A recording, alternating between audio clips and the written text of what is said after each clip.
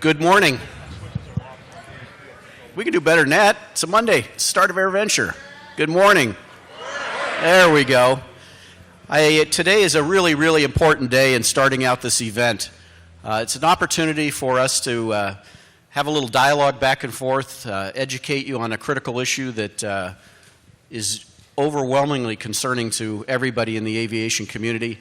And I'm really thrilled to be able to host this rally with three of my colleagues that we all go way back together, who wanted to be here with me to make sure that they could show the support on this issue and share some of their insights and opinions also. So I have Mark Baker from AOPA, Ed Boland from NBAA, and Pete Bunce from GAMA.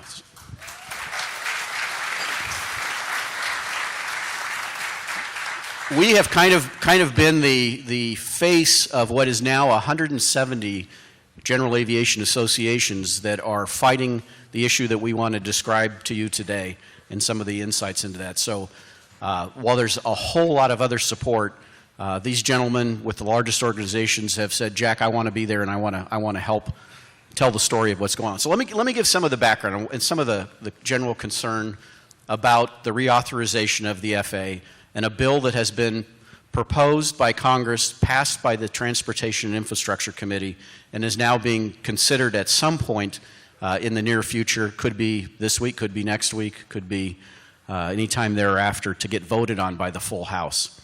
They have a proposal out there that takes the Air Traffic Control Organization, which is a public interest and asset that we all own as taxpayers. There's been literally billions of dollars since aviation was created in this community or in this country and put into the FAA's Air Traffic Control Organization.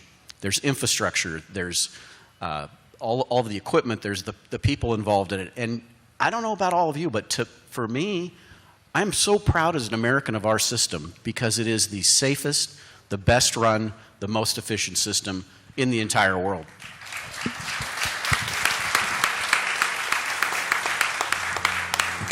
There's also part of me, I remember growing up and learning to fly in the 70s and looking at aviation, coming to EAA, learning about what goes on in the rest of the world, and I was always so proud that we had this freedom.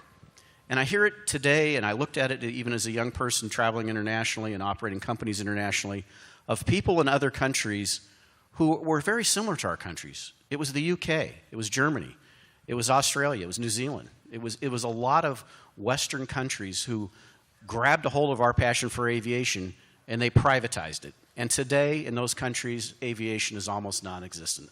The costs, the hurdles, the issues associated with it are preventing the people that we see here and the young kids to get that enthusiasm and be able to go pursue their dreams of being in the sky. So you ask yourself, that seems to be a pretty good sign that what they're proposing is problematic. Then you look at who we want to mimic, and that is a privatized system to our north, who many Canadians have shared with us stories on the general aviation side in Canada that it's not being represented completely accurately by those in the House who have gone to visit the system. It is not the system that's being portrayed as one that we should copy, because we have to keep asking the question, what's wrong with our system? Why are we having to do this? What's the problem that we're trying to solve? And that problem is a pretty simple problem. That's really the long-term financing and the long-term funding of the FAA in order for them to put the money into one small piece of the ATC activity, which is the modernization programs. And that can be solved very, very easily, again, by those who are in charge of that system, which is our government. We debate, and I always get on, we all have differing opinions, and then we're going to hear different perspectives on the issue. One of the big issues that I have personally on this is that that's a public asset, and if you're looking at free-based economics, market-based economics, you're going to take a system that works and hand it to a monopoly that is governed by a nonprofit board of directors who have never managed any ATC system in their life. And each one of the board members has very specific personal interests, many of them financial interests in how that system operates. And then here we are being given a token seat at the board, of which I have heard Congressman Schuster in a town hall debate with, it was relayed back to me with Congressman Duffy in northern Wisconsin, that we will essentially be and I'm paraphrasing, a cost center because we won't be contributing anything to that system. So why would we have a vote at the table? I mean, which, again, very much a lot of flawed principles. So today we're kicking off AirVenture with a call and a rally to everyone. Everybody up here is going to continue to ask you to do this, is get involved. We have assets on the grounds at all of our booths that you can go to, literally punch a button and be able to make your voice heard at your local congressman's office and your senator's office in the state. And that's why we're wearing these pins, and that's why we need you to find those and be able to make your voice heard, because this is not an issue that is going to get resolved anytime soon. It's going to be a long, long continued fight because we got to go through the House and then we got to go through the Senate. There could be delays and continuations, but the administration is hell-bent on making it happen, and we have to be as equally unified to make sure that we all encourage our elected officials to vote no on H.R. 2997, which is the FAA reauthorization bill. And you cannot emphasize enough to them that you are counting on their support of that, because they're going to destroy the freedoms of aviation that we know, the path for young people forward to get involved in it, and probably one of the most economic viable activities that we have in our country, which I think probably Pete will touch on that. What's important today is I want you to hear the other associations' opinions, because they are intricately involved in it from all different perspectives. I think my personal perspective representing EAA is the grassroots activity and the impact on the unintended consequences of that. They have their constituents that will give you a very good perspective on other areas. And there's one last, and we're going to have questions and answers today, so we want to open the mics up for everybody. There's scenarios out there with a privatized ATC system that would easily, very plausible, would allow this event to be shut down at some period of time. Could be as early as 2 or 3 years from now, or as long as 5 when the system gets implemented. Because as you know, we're already paying for our control tower, but that was due to funding issues and sequestration.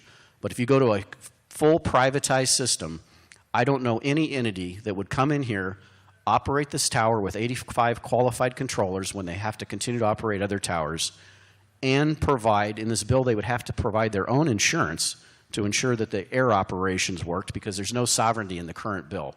I mean, you stack that up, it becomes essentially impossible.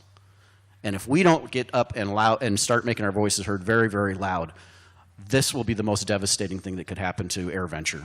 With that, Mark? Thanks, Jack, and congratulations on what appears to be a great week in aviation, unlike anything else in the world. So,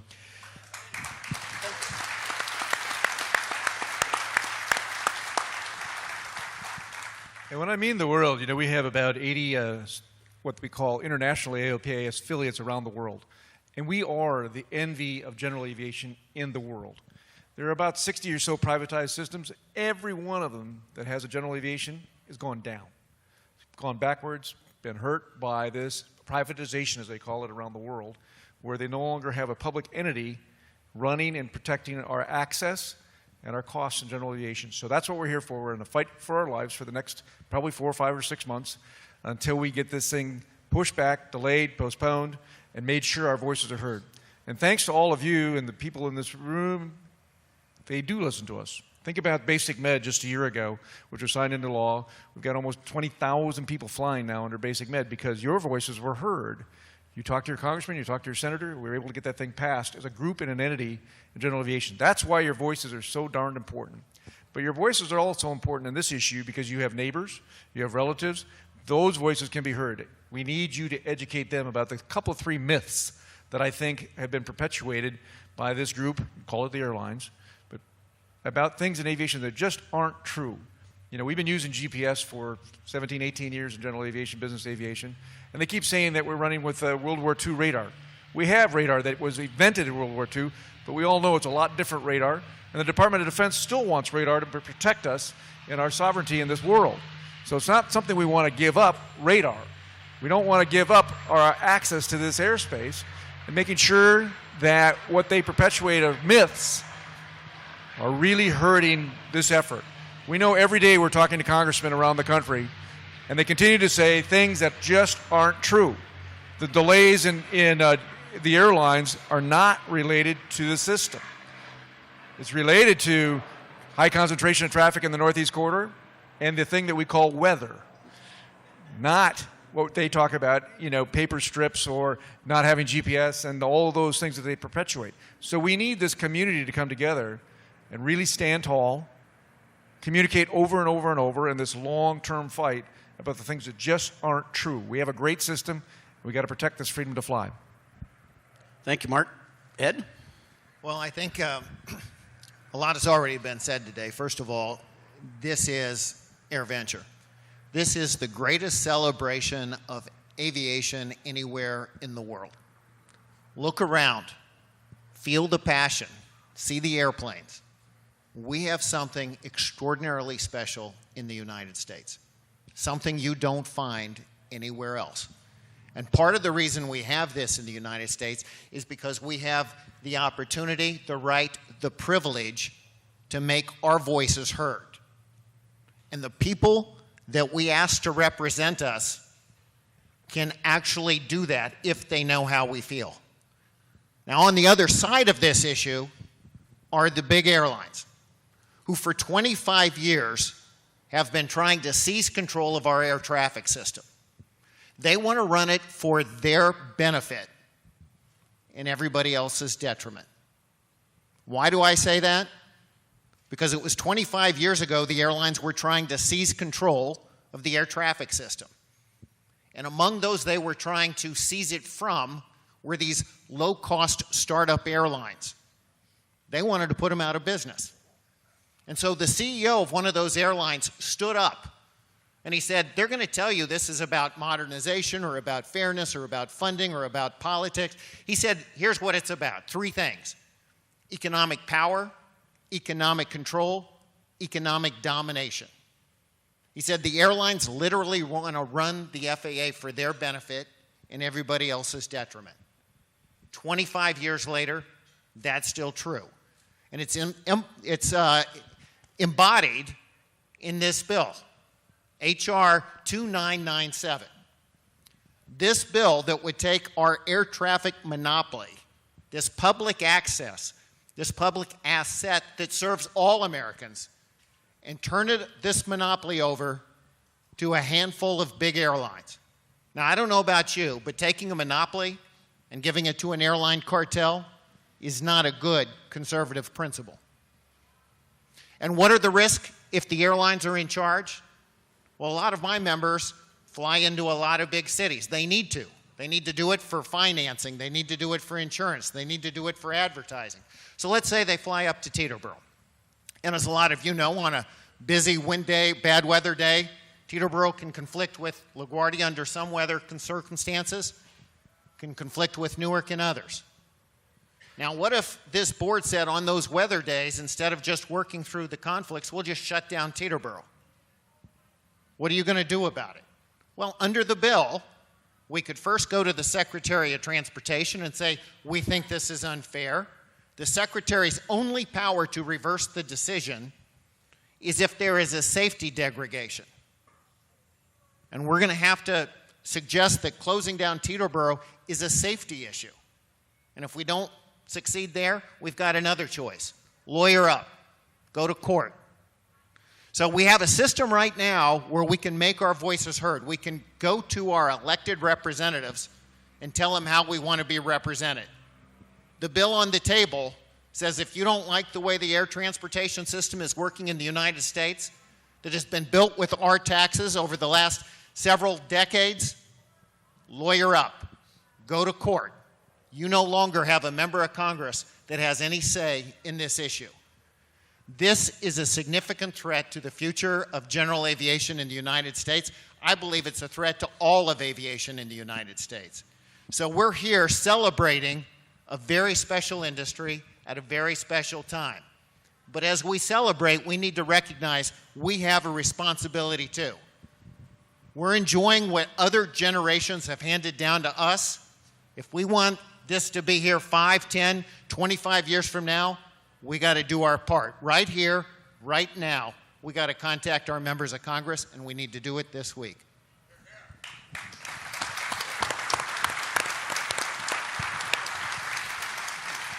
Pete? So I'm going to just kind of shift gears here for a second and talk about some kind of inside the beltway. You always hear that term of Washington things. But before I mention that, I wanted you to just think about what we're doing here this week and what Jack and his team and a sea of volunteers is able to pull off. You got the Paris Air Show. You got Farnborough. You got Dubai. What are they? They're commercial aviation shows with the military. Nowhere on the planet do we take a week to be able to celebrate everything about aviation. And that's what we're doing here this week. It's not just us in general aviation. You look out there, you got commercial space represented. You got the unmanned aerial vehicles. You got this new technology emerging of electric and hybrid propulsion. The military is represented. Commercial airlines are represented. Everything in aviation is represented at this show. We are unique as a nation. We are an aviation nation. Powered flight started here. And when you look back at what our founding fathers did in this country, is they prioritized transportation. What did George Washington start to do? He started building lighthouses. He started digging canals, because transportation is what makes this country great. That infrastructure is something that we need to preserve, and air traffic control is an integral part of making the commerce in this nation happen. And we have to defend it to our dying breath to make sure that it does not go to a special interest, which is the airlines. So how is this game being played right now? Now, is privatization something new, a new idea that just happened with this administration, this Congress? No. Back in the Clinton administration, if you remember that idea of reinventing government under Al Gore, it was pushed then. And wise people in Congress said, nah, this isn't the right thing to do. And then virtually every successive administration has started and teased this idea out. But then things changed in the last Congress, because Chairman Schuster, a very powerful chairman of the House Transportation and Infrastructure Committee, who is very close to the airlines, said, I am going to use these airline talking points, and I'm going to start pushing for this. And he pushed hard.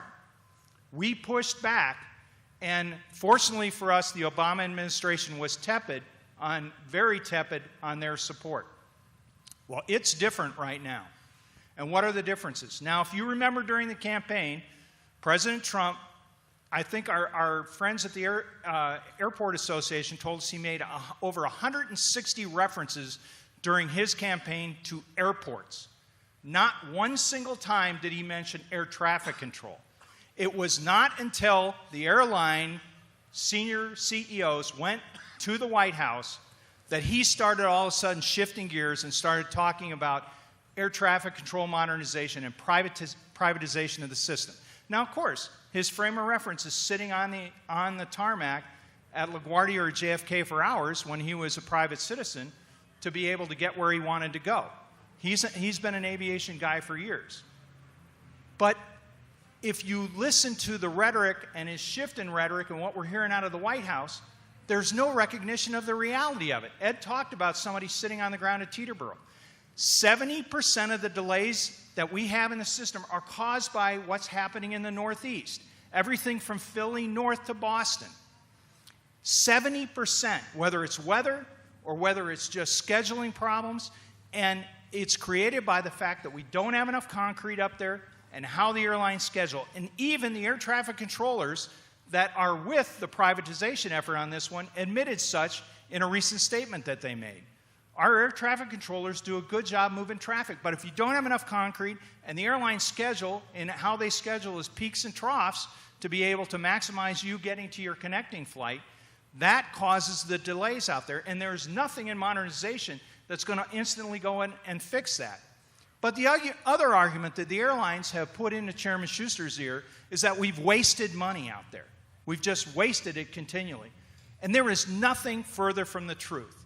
Mark mentioned how long we've had this new technology out there. We pioneered ADS-B.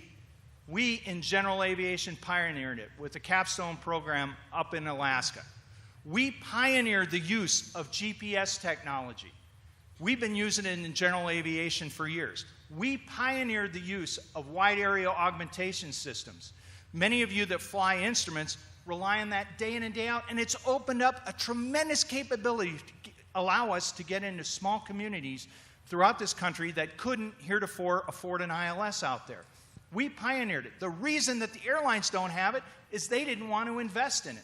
It's not that the FAA didn't put out the infrastructure. There's WAAS, thousands of WAAS approaches out there. We have the ground infrastructure complete for ADS-B, but the airlines did not equip. So what did they do? They went into Chairman Schuster's ear and said, we haven't done anything for modernization. We haven't moved to GPS technology, and we're relying on those World War II radars that Mark talked about, without ever consulting general aviation and the use of it, because we decided to equip.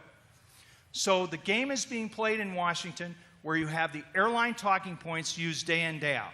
So now, as Jack said, 170 groups have come forward and said, we do not want to privatize this system. So how does the Washington game get played? Chairman Schuster, Chairman Graves, and the local congressmen go and call up people that have signed that letter or powerful donors to that member of Congress and said, we want to talk to you on the phone. And it's going on, it went on last week, the week before, it's going on this week, where three members of Congress are on the phone with either a small group or a donor, trying to pressure them to say, no, you're wrong. We put in the protections for general aviation. This will never happen. And I can't tell you how all of us get incensed over that, because we know those protections. First of all, if you have to protect an industry, what possibly good could it be for us? If you've got to say, I'm going to protect you out there. And the protections that they have built in are so fragile. They're only fragile until this board that they decide to create comes back to the Congress in the next reauthorization, says, this isn't working. We need to go and implement user fees on general aviation, and we need to charge it so it's a blip is a blip. We won't use the ICAO formula of weight and distance, which, by the way, the cargo guys don't like, because the cargo guys carry a very heavy weight when they fly. And in a heartbeat, we could get user fees on it. If they don't like the access issue, if we're using too much, and if you look around the grounds here, think about unmanned vehicles getting into the airspace. Think about commercial space. Are we going to stifle that industry because all of a sudden, nope, we aren't going to give them the airspace they need to integrate safely into the airspace and in the national system?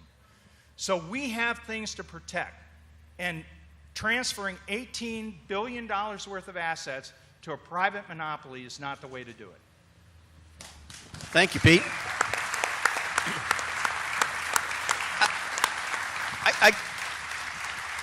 I'd like to ask you guys a couple questions. One, we seem to this misrepresentation that Congress is saying they're speaking on GA's behalf. How did we get into that mess? Well, I think, Jack, the issue, one of the other great myths here is that GA got everything they asked for.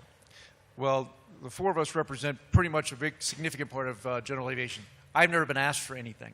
We were not at any table to settle or negotiate, and that's a big myth that's been perpetuated when they talk to your congressman. They say, hey, they got everything they asked for. We were never asked for a thing because they know the question would have been asked.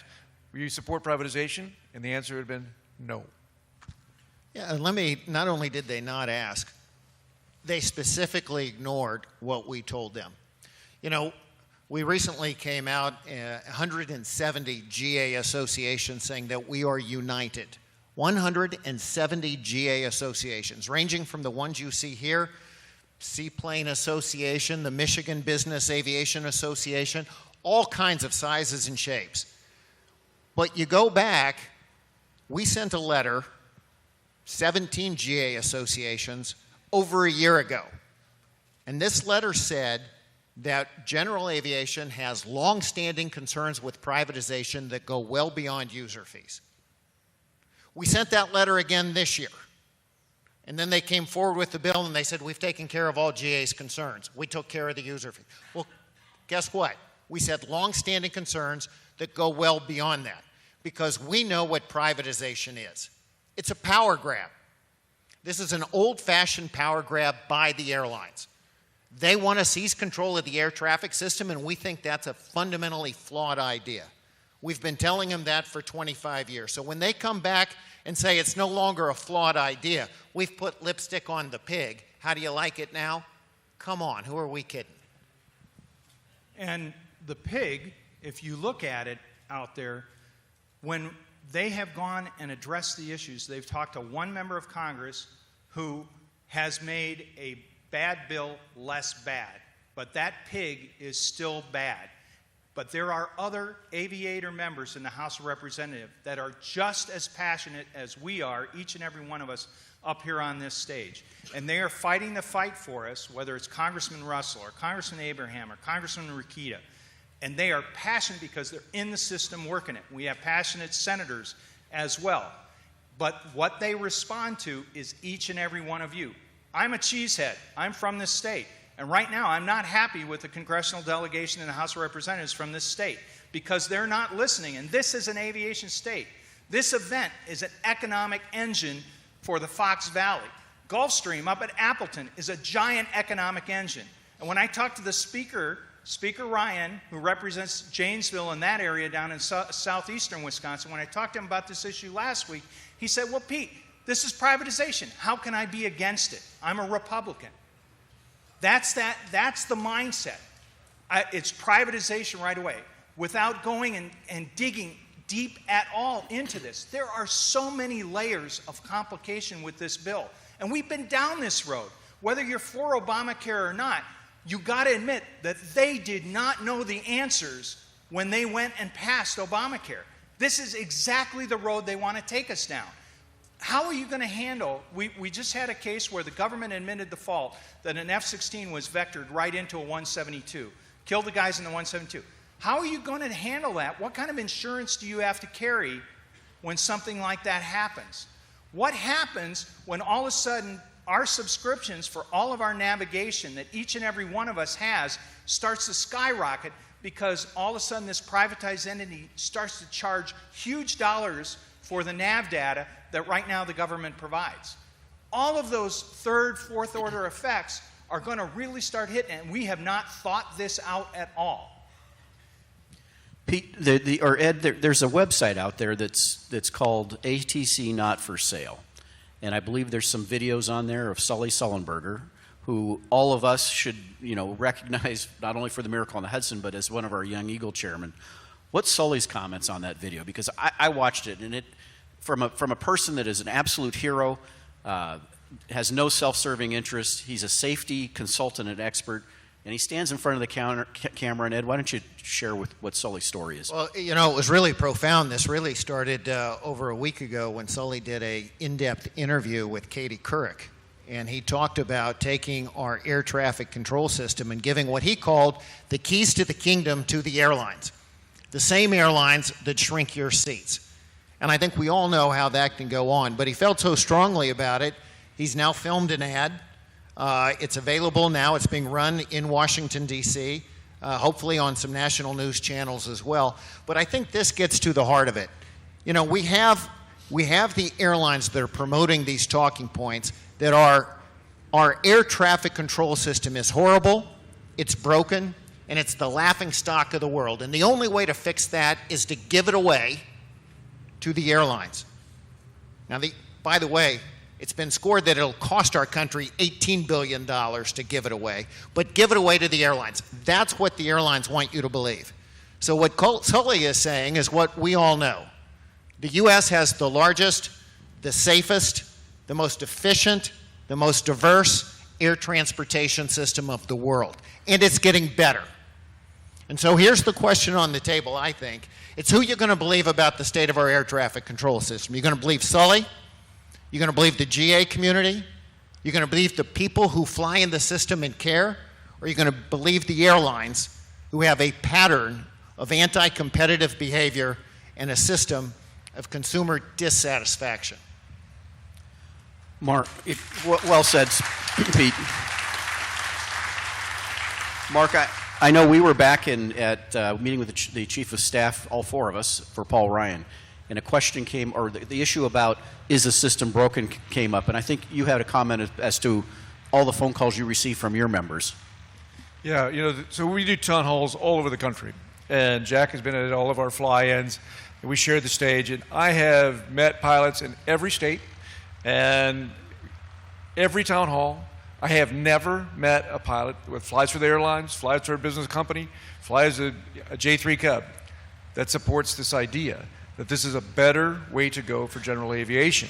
And it seems incredulous when you talk to most of the members of Congress who are not pilots, by the way, when they say over and over and over that we've got a couple representatives that support this that do fly.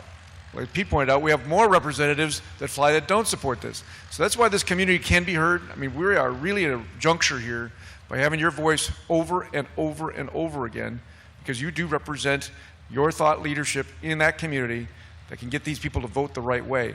But every day, this group is what they call whipping, and whipping really does almost mean in a physical sense to try and convince them that this is a good bill for the Republicans, it's a good bill for the president, it's a bill that's going to make our whole system more efficient. We just haven't found it anywhere in the world. Jack, I'd like to follow up on that because Mark's brought up the enormous amount of pressure, the whipping that is going on in D.C. And I'd like everybody to think about this because every member of Congress kind of wants two things. First, they want to be a member of Congress. And two, they want to be a player in Washington, D.C. It's kind of fun to be in D.C. and have people tell you, well, you're smart, you're moving up, you're following the party line, you've got a bright future here in our clique here in Washington. So there it is. The two challenges are, how do I become a congressman, and then how do I become a player in D.C., one of the it crowd? And right now, everybody is in Washington, D.C. And they're being told if you want to be part of the it crowd, you're going to get on board and support 2997. You're going to get on board and be part of the team. We're your family. We're Washington, D.C. Stick with us and we're going to take care of you. But they want to be a congressman first. You have to be a congressman to be part of the IT Club. So we need to tell them, wait a minute, not so fast. Instead of you being part of the IT Club, why don't you be my elected representative? Why don't you run the air traffic system for the benefit of the public, your congressional district? That's what we want you to do. And so that's why it's so important. They're getting a lot of pressure on Capitol Hill. They're being told, well, we have to put up some legislative wins. The party needs a victory. Gee, this sounds like privatization, even if it's not. So they're under a lot of pressure. Hey, salute, get on board, be part of our crowd. We got to let them know back home, we know what's going on, and it's not a good deal. How many in the audience are from Wisconsin? I'm glad we've got a lot of you. We have three, I'll call them relatively local congressmen, in Grothman, Gallagher, and Duffy. And they are either voting yes or undecided. And you think that seems a little unconscionable when you're right here where Oshkosh is and what this state does for all of aviation. So I want to make sure all of you get to those congressmen. The whipping issue, I mean, again, some of these stories. We had an incident, the American Model Association, the AMA guys. Last week, they got a call from Congressman Schuster. And he said, I understand you've signed on with the GA guys to support anti-privatization. They said, we sure have. We think that's really important. This came directly from his office to them. You have 24 hours to remove your name from our coalition, the one of the 170. And in that 24 hours, you'd have to put out a notice to your members, if any of you are members would have got it, I certainly got one, that said we now support privatization of the ATC system. And if you don't, some of the things that are in that bill that are positive for the Modeling Association are gone on a chairman's amendment. So that gives you an idea of the tactics that we're up against. I didn't hear the they folded it like a cheap suit. So that's why we got the letter saying, please support the privatization movement. I think, because I think there's going to be some great questions out there that will add a chance for us to put more color in the topics. We're going to have microphones going around the audience, and I want to open it up before we close again talking about what do you need to do here while you're at AirVenture. So as best as I can see, I'll try to get out of lights. There will be 3 microphones roving. Hand up and get to your question. I see one right down here from Dr. Leonard. Right there in the blue shirt. There you are. I thought he said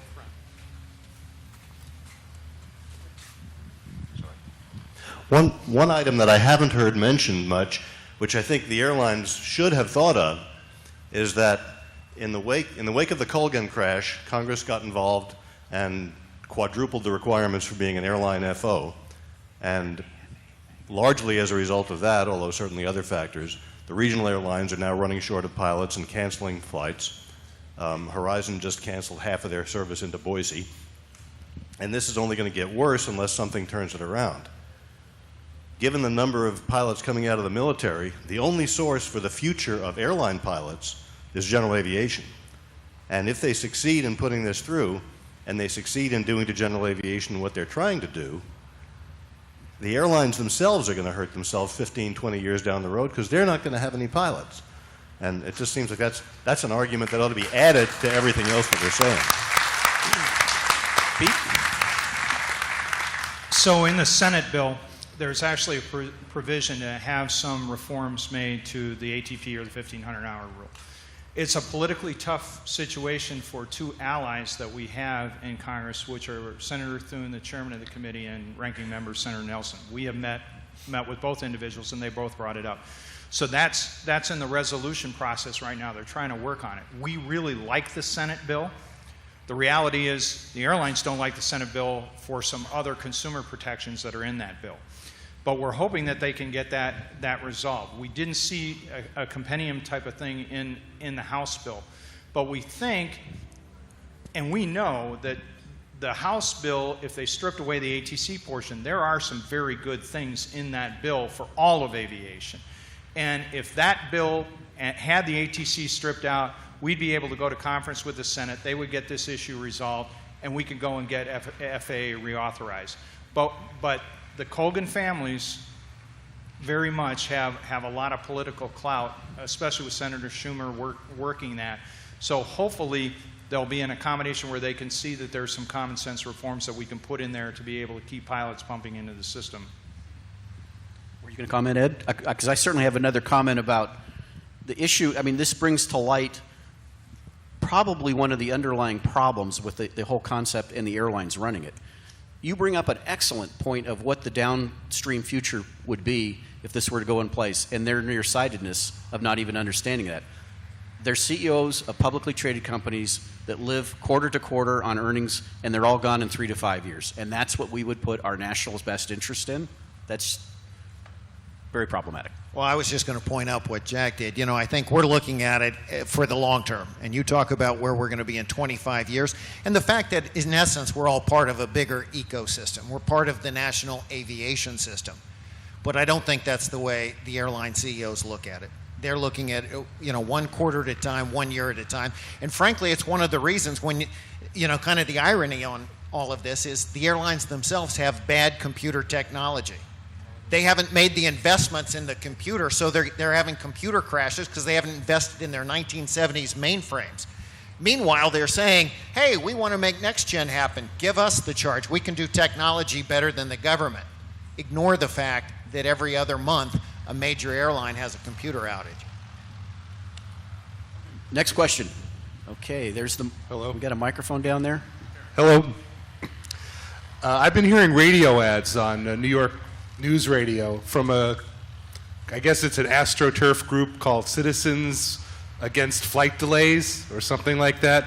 And they talk about antiquated radars and fat cats and their jets. What are the organizations doing to counter those radio ads? Well, I think you bring up a good point. This is called an AstroTurf group. It's kind of the opposite of real grassroots, the kind of people that are here. This is an organization, Citizens for On-Time Flights, is actually, it was reported in the press that it is facilitated, read funded by, the big airlines. The big airlines that are responsible for 70% of the delays because of their own scheduling problems are now saying Citizens for On-Time Flight. And they're putting forward the misinformation. So what we're trying to do is go out and help the truth be known. And we feel very pleased that Sully Sullenberger and others are coming forward to help us tell the truth. But this is going to come down to, is it going to be their AstroTurf, their funding, or is it going to be real people telling real stories? That's why this is so important. We're going to get ads out, but we need to back up ads with real people. That's exactly right, Ed. That This is where the funding and the membership matters. I got to tell you, the airlines are spending millions and millions and millions. We're talking $20 to $30 million on campaigns around the country right now. So think about whatever association that you support and support them, because we have to make these buys, and that's where it comes from. It comes from the membership. No other place where it can come from. And it's going to be up to each and one of us to stand up, make our noise, make our loud voices heard, but we're up against tens of millions of dollars. We have one down front. Your mic's not on. They'll get it there. Hi guys, I'm a new student pilot. I'm from Oklahoma, and so this is my first time here, and this is like surreal. Like, this is awesome. I got it. Okay.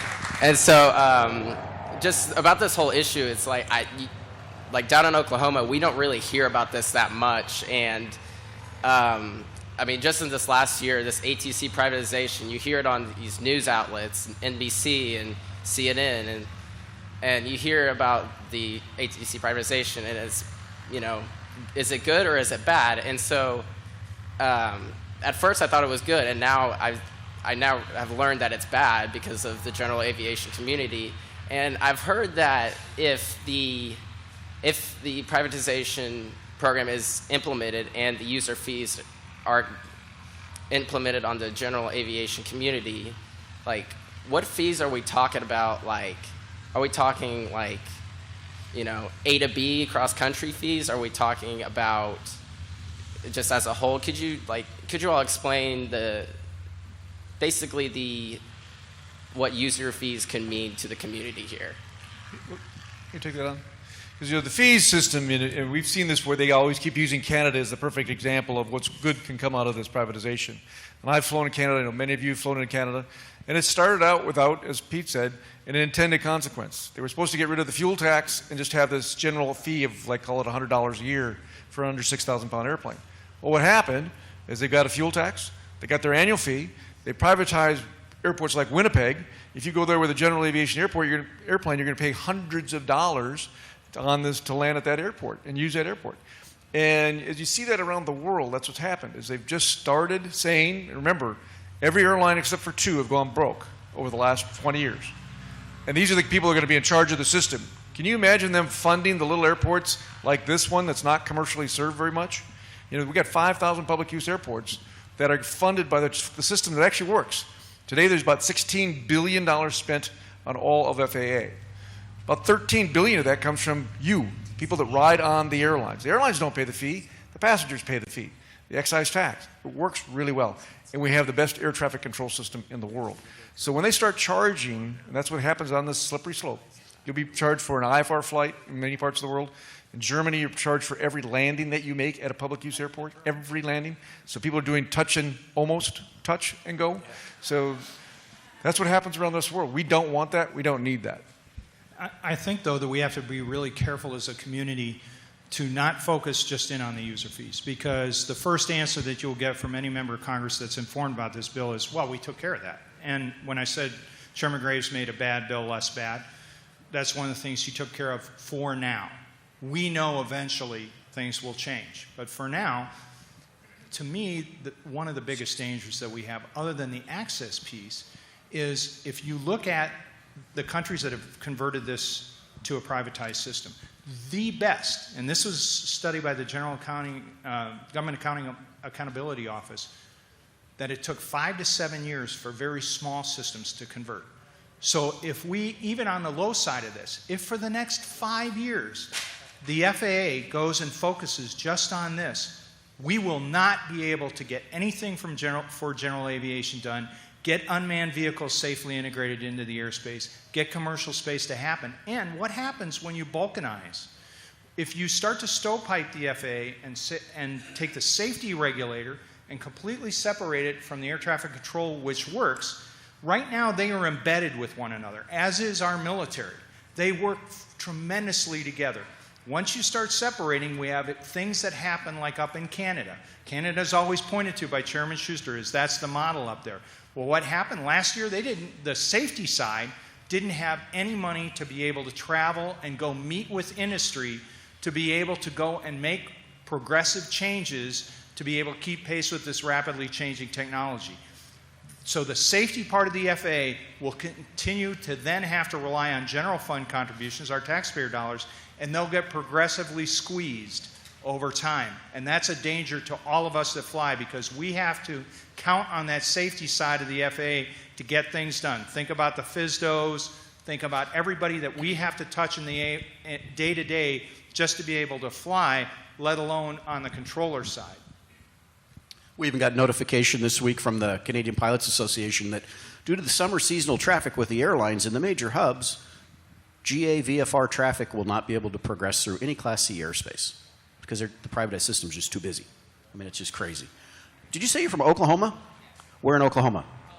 Tulsa. Okay, so you have probably one of the greatest anti-privatization senators right there in your backyard, and Senator Jim Inhofe, who will be here this week conducting a forum on Saturday. Great supporter of, he's been coming to EA for well over 30 years. And then in Oklahoma City, I think, is where Congressman Russell is, who is a great patriot and is going out very, very active on the subject. So those are great resources for you locally. Left front. Hey, Stephen Pollock here from Nashville, Tennessee, and I have a question. For the crowd here. Would you be willing to go to atcnotforsale.com on your cell phone, and you can watch the Sully ad? They mentioned it, atcnotforsale.com. You can watch the Sully ad talking about this issue. You can click send message. 30 seconds later, your congressman and your senator gets an email from you saying, "Do not support this." Would you be willing to go atcnotforsale.com? Thank you. And I was going to get to you guys later, but if you look outside here, we have men and women dressed in T-shirts, ATC Not For Sale, with iPads. If you don't want to access your phone or your iPad, go to them and they'll plug you in right away. Next question. Okay, center. Thank you. Ted Klapka, St. Mary's, Maryland. Gentlemen, and I think you are gentlemen, and I think you're trying to win this argument on the merits by being gentlemen, but I think there's an element to this that needs to be looked at, and that is the fact that, as Ed hit, the congressmen want to get reelected. And I think a little bit of cash waved around in front of your congressman saying, because they are all reelected every 2 years, that says, you know, I have an option. I don't have to vote for you. I can fund and vote for your opponent.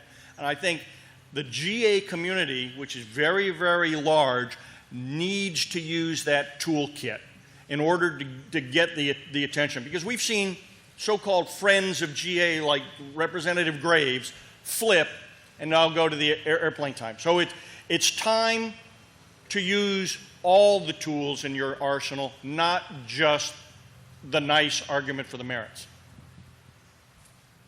I'll take that on because we have one of the largest PACs in the aviation things, and thanks to you. And they do get a scoring system. Anybody that's an incumbent that stands against general aviation will not get our support, your support. We stand for you. So they won't be getting that support. Thank you, Mark. Yeah, and I would just follow up. You're exactly right. You know, these are your elected representatives. You need to tell them how you want to be represented. And in fact, I'd go beyond that and demand it. You're exactly right. Center middle. I received an email urging me to contact my representative, so I called my House of Representatives member and wound up leaving a message. Should I also be trying to talk to my senator? Absolutely. This fight's going to go from the House to the Senate, so you need to make sure that you're already talking to your senators. And I appreciate that right now we need calls. I mean, that's as equally as important. And for those of you from Wisconsin, just to add to that, so it's just not the members of the House. So Senator Johnson is very much in favor of ATC privatization. So make them know it. I think we probably should be helpful here to kind of set the cadence about what could happen. Right now, it's not on the list to be voted for this week, but it could happen. Leadership can put it on the list today for this to be voted on. So this is going to be a day in and day out fight. They go back on their recess as of this Friday. They'll be gone for the August period. But then it'll be very active if it's not on the calendar this week, the minute they get back in the office in September. And if it should pass the House, people say, well, we can fight it in the Senate. There's a big problem with the way this can be fought. The Senate can vote against it 70-30, but then they'll be forced into a conference. Mitch McConnell gets to pick the people that sits on the Senate side of the conference. His wife is Elaine Chao, who's the Secretary of Transportation, who supports this. So we don't want to go there. We want to win this every day, every week, and not let it get voted upon for the rest of the year. So this is a long haul here, gang. Got to be in for the marathon. Very good point, Mark. There's so many. Yeah, there Front are. row for a minute. Hello. I think most of us here are convinced from your cogent comments. Any talking points that we can give to our friends that might help with the congressional fight that are not pilots and maybe don't understand access and what GA does for the country? There's up front here, and you should find them in the kiosks on the ground. There's information packages that you can use. It was in the Ave Week today. And if you go to any one of our websites, there is also information out there to pass to your friends. And I think, we all have to be patient in educating our friends that are not in the aviation, because at the end of the day, it is going to affect them. The stories the airlines are saying that they're going to be more efficient and cheaper is just flat and patently wrong. Airlines are in business to make a profit, so they're not going to go around and pass that on to the passenger. So lots of things you can explain to them. And Jack, if I could follow up, I think the one point that I run into more than anything else when I talk to people is they say, well, wait a minute, intuitively, genetically, my DNA says privatization must be good. And you know what? I feel the same way. But this isn't privatization. That's what they need to understand. This is not privatization. When you hear the word privatization, you think competition. You think innovation. You think free enterprise. That's not what we're talking about. We're talking about a monopoly. And the question is, who's going to control the monopoly? And in this case, they want it to be 13 people who are completely unaccountable to the general public, who don't have to ever face voters, who will never come here and say, I did this to you, I shut it down. That's what we want. We want our elected representatives in charge. This is not privatization. Mike Bush, or do you have more than one mic? Because we got people on these other sides. We have three, but Okay, let's one up here, Mike Bush in the green in the front row, but okay. you got one right next to you. Let's get this one out of the way. Hi, John Jenkins. I'm from New Jersey. What is the likelihood that I'm going to be able to pick up the phone and actually talk to my congressman or senator, and how much of a conversation should this be? Typically, if through this app that we have, it'll ring the congressman's office line direct. They will take the messages, but you want to ask for and demand a conversation with your congressman. And on that note, the more of those calls you make, there's a multiplying factor where the office gets back to this whole issue of what Ed brought up. They want to be reelected. And when this starts to become an issue in their daily brief that, hey, Mr. Congressman, I'm your staffer, but I got 50 calls today on this issue. We got to figure out a game plan here as to how we're going to address it. Most of them, I find a lot of them are pretty good about returning calls. At least locally here, that's been the case. I don't know if you guys have. I think this is actually where your air cover works, because your congressman or woman wants to have air cover here. They can go back to Schuster and the group and say, hey, I can't do this. My district is totally against this. I had 400 calls about this just yesterday. That's what matters. They need your address. They need you're a voter in their district, and that's all they need to know is that you're against it. The conversation can be 3 seconds long.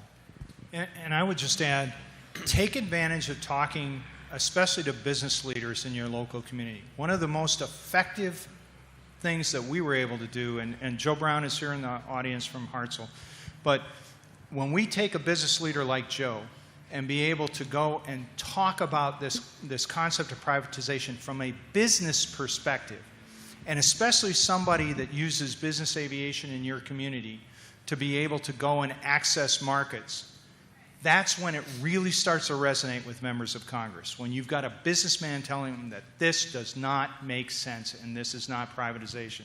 Very, very powerful. So use that, spread the word to your friends. If you know anybody that's a donor to a member of Congress that you can get their ear, leverage that.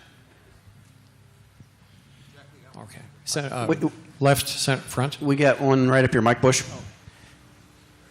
Jack, this is Mike Bush from the great state of California, where my local representative Carbajal has promised that he's opposing this, and I think my Senator Feinstein's on the right side of the issue too. But My question is, has there been an effort to get any significant number of these Congress critters up here to Oshkosh so they could feel our love a little bit?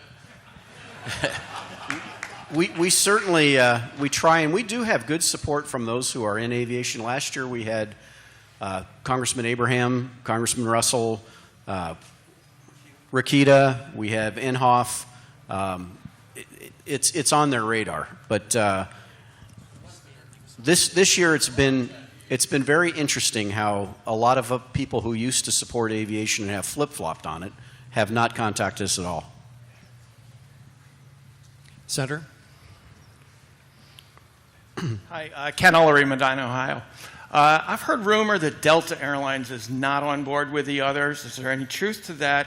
And if there is can we use that as a wedge to help break up this airline? How much opposed to it are they? Well, Delta's prior chairman was very much anti-privatization, Richard Anderson. He's moved on, and they're trading chits in Washington. The open skies issue between the Middle East and America is what they're saying is a higher priority, and they're willing to stand down on privatization. And that's been problematic. I mean, you guys can comment more. You're back there and hear the... And I think it's very important to note that there is an organization that was created about 8 to 9 years ago called the NAC, the Next Gen Advisory Committee. And it's got all the stakeholders for aviation all centered on being able to look at where privatization should go. Richard Anderson, the former head of Delta, was heading up that MAC, and every single leader of the MAC, and Ed, Mark, and I all sit on it, has gone and listened to the arguments. Right now, the current head of FedEx runs the NAC, and each one of them has been a convert. And they basically said, no, we are making progress. And they've been able, or they are trying to talk to their other airline CEOs, because every airline is represented on the NAC, and they have established where priorities are as to the dollars that flow into Next Gen. And it's working. And it's been a sea change, and the IG, the Department of Transportation IG, has recognized that. But it's just one of those things that the proponents, primarily Chairman Schuster, has just dismissed. Senator We're going to Front? take, we got 1, 2, and 1 back there. We'll take 3, 4, and that's it. We're going to unfortunately block the other. And there's one thing I want to do at the end. Go ahead. Who's got the mic?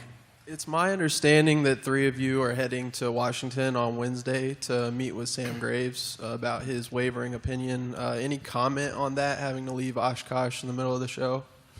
Well, I hate leaving Oshkosh in the middle of the show.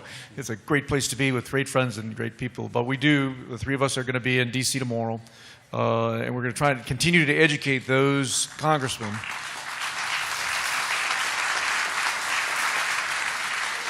that are willing to listen. And we'll be back tomorrow night. I got invited but decided to stay here. Senator Back?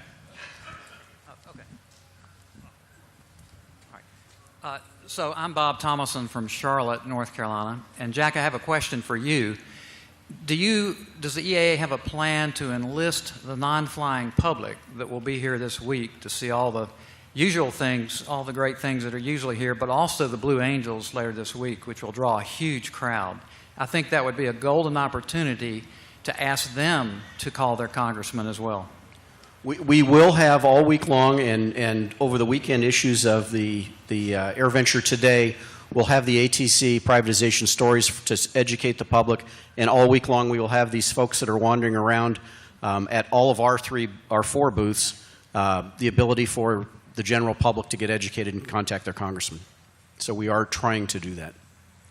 Got one back Senator here. Front, before we get to this question, please join us tonight at 8 o'clock to celebrate the life of Bob Hoover. Okay. Hello, everyone. My name is Scott Perkins, and this is my wife, Debbie. We're from Kentucky, kind of by way of Florida. But I have a couple of questions. One, how can our organizations or the organizations which you represent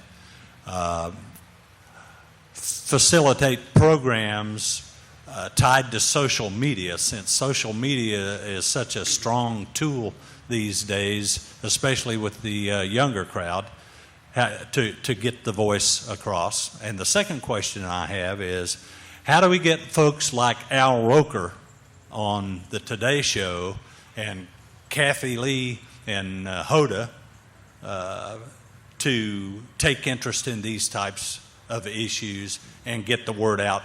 Because these things affect their audiences as well, and they affect our grandkids, and they affect our aunts and uncles and neighbors, and those folks don't even understand what's going on, and they have no clue.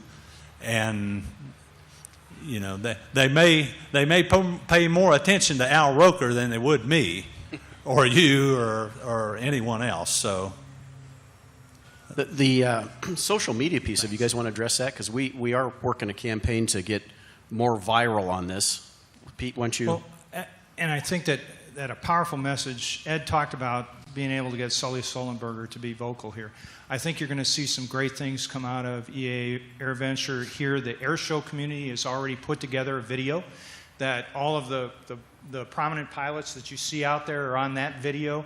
I think you're going to see another exciting thing. I don't know if I can say. Yeah, go ahead. Yeah, we've got Charlie Precourt is here, the former head of all the astronaut corps, and he's got a bunch of his colleagues that have been in the shuttle program and gone to the moon and everything else, so they're going to come out vocally against it. And that's how we carry our message, because as was mentioned, the airlines are pouring big bucks into this, but there's not a whole lot of love for the airlines in this nation. There is a lot of love for prominent people like Sullenberger and astronauts and airshow pilots, and that's what we need to get out to those members of the media that'll pay attention to that and actually start running stories. So I think Sully ran on Morning Joe this morning. That's an influential one in Washington, and get these videos up on social media, and that's how we'll tell our message. Last question. Okay, gentlemen, first of all, thank you for what you're doing for us. I mean, thank God we have dedicated men and women in your groups doing what you're doing for us. So thank you very much. We've heard the name Congressman Schuster up here a dozen times so far this morning. Are we going to get down and dirty like they're getting down and dirty and spilling the beans on Schuster and his conflict of interest? Do the people even know about his conflict of interest? Should we get down and dirty, or do we want to get down to his level?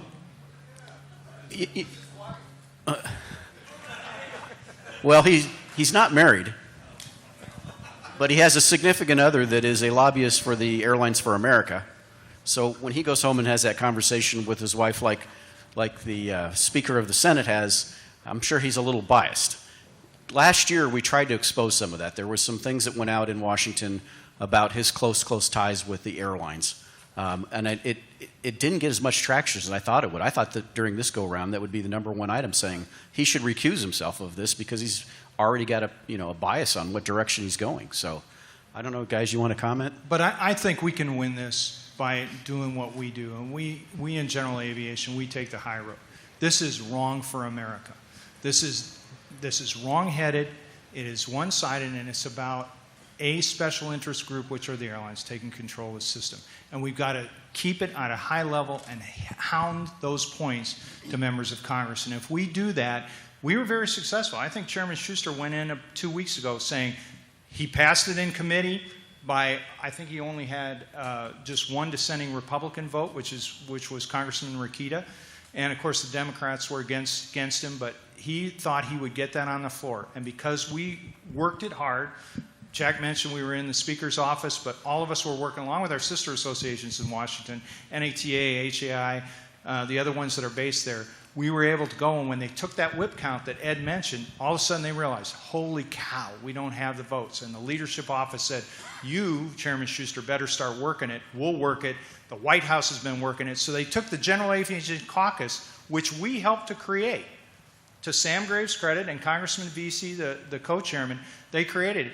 But then they let a member of the White House come in and tell a one-sided story. And that's why we felt strongly that we really needed to force the issue to allow us to be able to tell our story, and that's why we're going back tomorrow.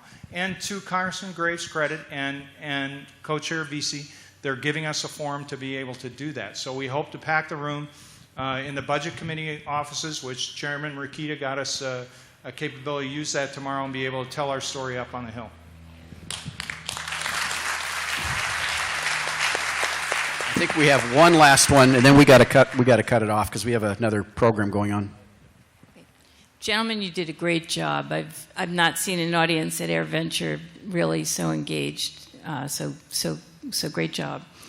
So Representative DeFazio put out HR 2800 in the House, and it's not been acted on by the committee. You know, as the Democrat on the House Infrastructure Committee, I wondered if you'd been engaged with him about his bill, and if there's any what you think about engaging the public in supporting, if you will, another bill that exists out there that excludes the privatization. Well, I think the point here is there are a couple of things. The Senate bill is a good bill. The DeFazio bill is in the right direction. And general aviation is not against doing something moving forward. We are for supporting modernization. Let's do some reforms. Let's take some cost out if we can out of the current FAA.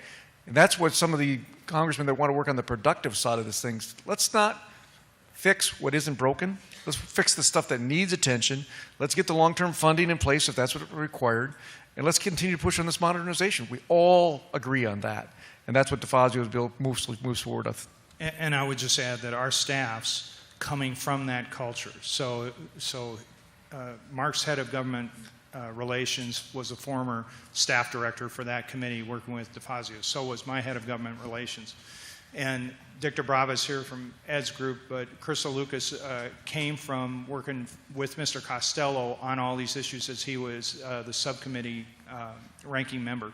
So they're involved with Mr. DeFazio and his staff on a daily basis, as well as Chairman Schuster's staff, continuing to try to engage him. But the more we get word out, especially to the appropriations side of the House, that's a firewall that we've been trying to build. But every member of Congress matters in this fight.